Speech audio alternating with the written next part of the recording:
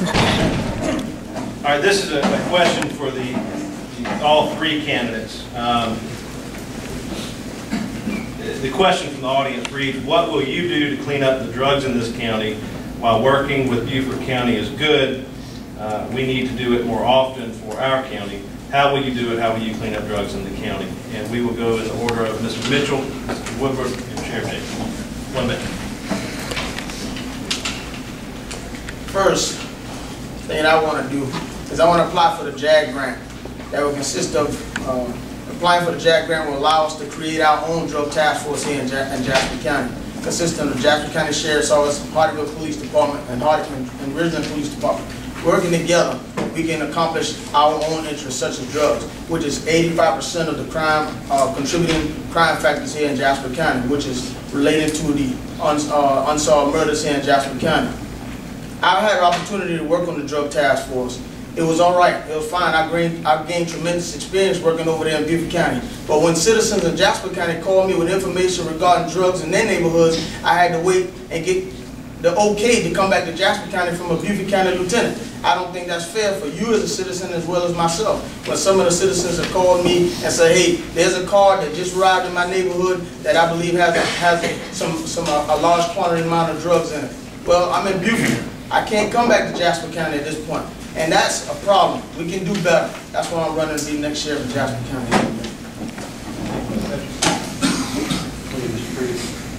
I have to agree with Mr. Mitchell on that issue about Beaufort County.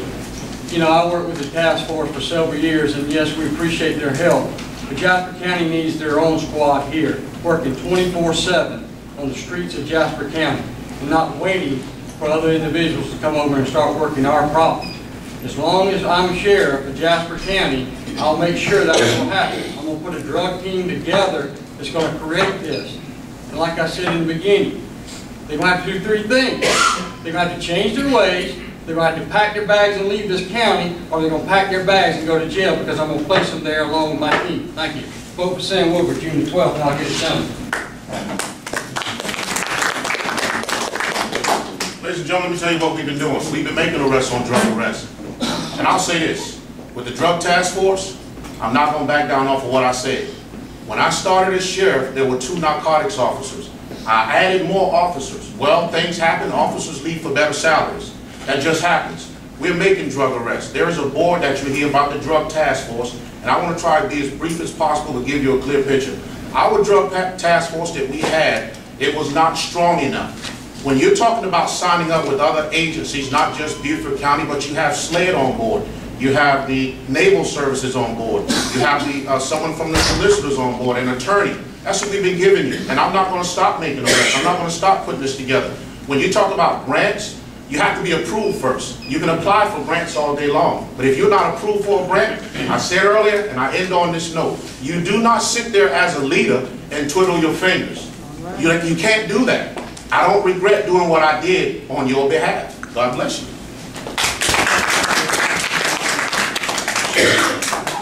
The next question from the audience is directed on to Sheriff Jenkins. It actually kind of ties in, I think, with the point that you were addressing just a second ago. The question says, Sheriff, can you justify operating on a budget that has been the same for 15 years, which is $2.3 million, and adequately serve and efficiently serve the community with the cost of everything when the cost of everything has increased?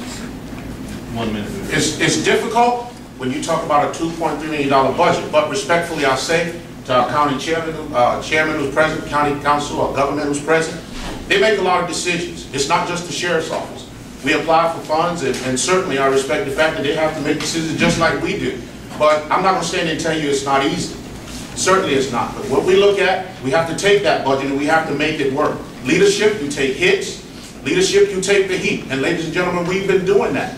We don't have the amount of officers. The FBI crime clock says that every 3 seconds there is a crime that's committed. Every 31 minutes there is a murder that takes place somewhere in the United States. Unfortunately, Jasper County is not exempted from that.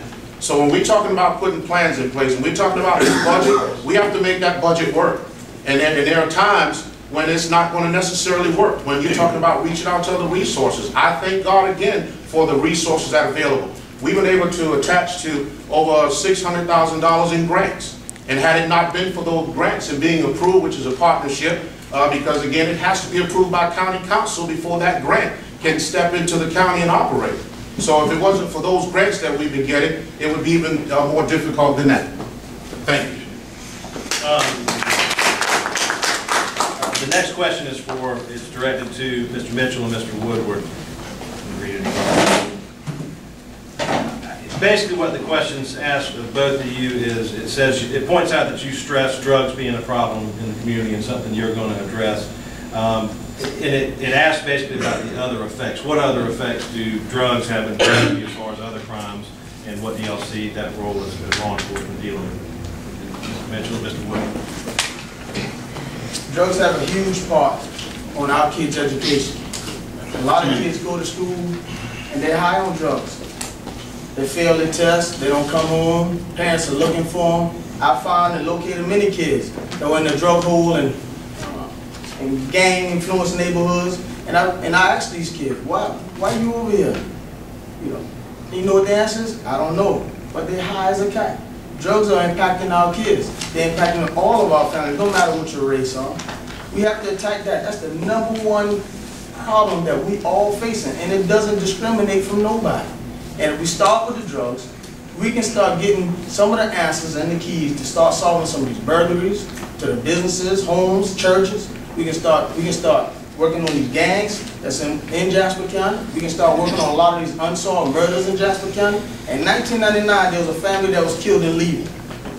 That family, we have no idea who killed them. That's a still ongoing investigation.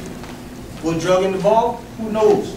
But until we can get involved and start reinvestigating these cases and find out, then we'll start developing and find out what we have to do in order to solve those crimes. Somebody knows who did it, but it's just beating the streets and finding out.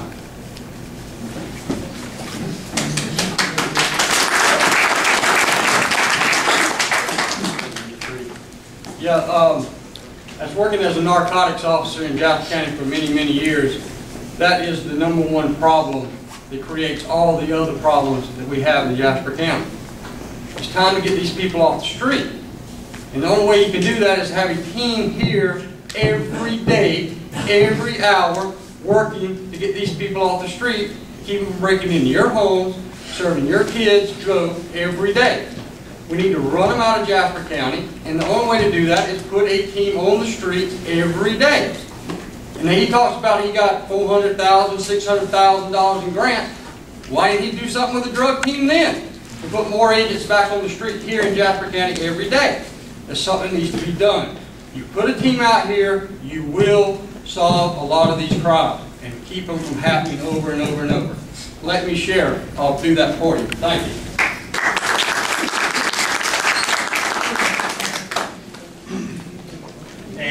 The final audience question is for Sheriff Jenkins. The question, Sheriff, it says at the first debate there was questions about evidence handling and storage of evidence. At the first debate you didn't state there was a scanning device which handles the evidence, and at the second meeting you did address the scanning device that y'all have.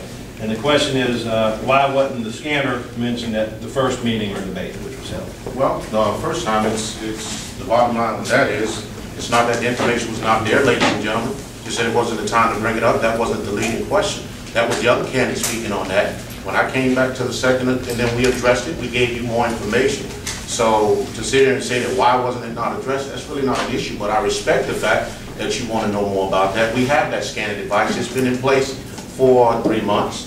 And as we are not calling names, but that candidate would not have known about it because he was not there. And ladies and gentlemen, we're going to go and we're going to go in the same order we've held and give each candidate, roughly 45 seconds to kind of wrap up, give you a little bit, or address something they see needs to be addressed. And first is Mr. Mitchell. Well, first of all, I want to say it's been indeed a pleasure campaigning on the campaign trail. I've had the opportunity to come out to some of your neighborhoods and speak with you and let you know who I am and involve you into my personal life and my family life. And so I want to say to my family and all of you out there that I appreciate your support and I love my family. To the sheriff and Sam Wood, I appreciate them. We all have been respectful to one another, and we do respect each other regardless of our differences on how we want to take this county. I believe that these two men also have a great interest on taking this county to a higher place. We just have to let the people decide on which way we want to go. So I want to say to the people of Jasper County that we do respect each other. I'm very cordial with the sheriff, I'm very cordial with Sam Woodward, and we speak all the time. So just because we're going against each other now doesn't mean that we have a differences. I want to say that, so I want you to know that. Thank you.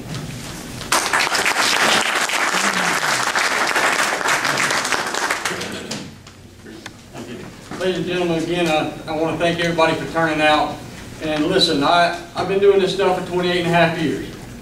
I've been serving you with all my power and all my desire and the love to protect people and property in Jasper County. Now, I don't agree of everything that the sheriff's trying to sell you, because I've been there. I know what works and I know what doesn't work. And what he's trying to sell you now is just not working. It hasn't been working for the last few years. I'm ready to be your sheriff. I've trained all my life to get to that position. I want to be your next sheriff. And on June the 12th, go to the polls and vote for Sam Woodward. And he'll get the changes that need to be done to protect you and your property and your children of Jasper County. Thank you again.